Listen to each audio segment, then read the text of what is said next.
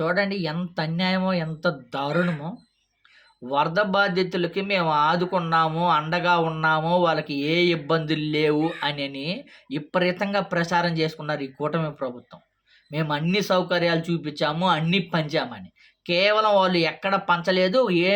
కేవలము photo shootings కోసమే అక్కడక్కడ పంచి విపరీతంగా ప్రచారం చేశారు. మేము వరద బాధితులకు అండగా ఉన్నాము, అండగా నిలిచాము అనని. కానీ ఇప్పటికీ వరద బాధితులకు సాయం అందించలేకపోయారు ఈ కూటమి ప్రభుత్వం. పైపెచ్చి ఇది మంచి ప్రభుత్వము అనని ఒక కార్యక్రమం పెట్టి ప్రచారం చేసుకుంటున్నారు చూడండి. ఒకసారి వరద బాధితుల దగ్గరికి వెళ్ళి ఇది మంచి ప్రభుత్వమా, ఏం ప్రభుత్వం అడగండి, మీకు చిత్తశుద్ధి ఉండుంటే. వాస్తవమే కదా. ఇది మంచి ప్రభుత్వం అని కార్యక్రమం ఎట్ట పెట్టారో కానీ బుద్ధి తక్కువ కార్యక్రమం అనే చెప్పాలి. ఎందుకంటే ఒక పక్క వాళ్ళు విజయవాడ వరద బాధితులు అంతలావున అల్లాడిపోయి ఇబ్బందులు పడి మాకు ఏదైతే వరద సహాయం ఇప్పటికీ అందించలేదు, అందలేదు, మాకు అందించామండి అని పాపం రోడ్డు మీద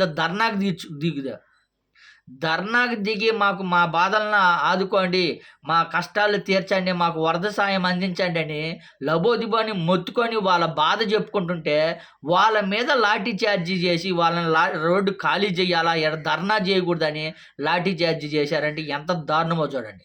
కూటమి ప్రభుత్వంలో ఎంత దారుణమైన స్థితితో ఒకసారి ఆలోచించండి. అదే కానీ ఇలాంటి సంఘటనలు కానీ గత ప్రభుత్వం వైసీపీ పార్టీలో జరుగుండుంటే, ఇలాంటి సంఘటన జరుగుంటే పవన్ కళ్యాణ్ గారు ఇంకా మామూలుగా కాదు, రచ్చ చేసి రంబోలా చేసేవాళ్ళు. రోడ్డు మీద దొల్లాడేవాడు. కానీ దీనికి వరబాధ్యుల గురించి కనీసం పట్టించుకుంది లేదు. కానీ లడ్డు విషయంకి వచ్చారక చర్చిలో జరిగితే ఊరుకుంటారా, మసీదుల్లో జరిగితే ఊరుకుంటారని రెచ్చగొట్టే విధంగా, కులాల మధ్య చిచ్చు పెట్టే విధంగా మాట్లాడతాడు. ప్రజా సమస్యలు అసలు పనికిరావు. ఇప్పుడు దీని గురించి ఏదైతే ఇప్పుడు వరద బాధితుల గురించి వరద సాయం అందించలేదని ఇన్ని రోజులు అవుతుంది కదా, అందించలేదు. దీని గురించి కనీసం పవన్ కళ్యాణ్ గారు మాట కాదు కానీ కనీసం ఒక్క మాట అంటే మాట్లాడు. మిగతా వాటి గురించి అయితే విపరీతంగా సెల్ఫ్ డబ్బా కొట్టుకొని మొత్తం నేనే ప్రపంచాన్ని ఆదుకుండేది, ప్రపంచం మొత్తం నా చేతుల్లోనే ఉంటుంది, ప్రపంచానికి నేనే అండానని కాకమ్మ కబుర్లు చెప్పుకొని ఉంటాడు తప్ప పవన్ కళ్యాణ్ గారు ఇలా వరద బాధితులకు కానీ, ముచ్చిమరులు బాలిక కానీ, వినుకొండలో జరిగిన సంఘటనలకు కానివ్వండి, రాష్ట్రంలో జరుగుతున్న దారుణమైన సంఘటనలకు కానీ ఏ రోజు ప్రశ్నించింది లేదు. మళ్ళీ కూటమి ప్రభుత్వము ఇన్ని దారుణాలు, ఇంత దారుణమైన సంఘటన జరుగుతుంటే ఇది మంచి ప్రభుత్వం అని కార్యక్రమం పెట్టుకుంది. ఎంత దిగజారిపోయి ఎంత దారుణమో ఒకసారి చూడండి.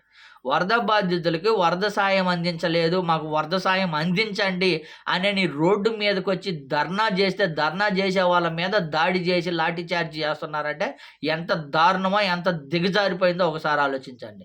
ఇలాంటి ప్రభుత్వాన్ని మంచి ప్రభుత్వం అని కార్యక్రమం ఎలా చేస్తున్నారు? వరద బాధితుల కాడికి పోయి అప్పుడు చెప్పండి ఇది మంచి ప్రభుత్వమా, ఏ ప్రభుత్వం అని అప్పుడు అడిగితే అప్పుడు చేయండి మంచి ప్రభుత్వం అని కార్యక్రమం. ఎంత దారుణం అంటే అంత దారుణం ఉందని చెప్పుకోవచ్చు ఈ కూటమి ప్రభుత్వం.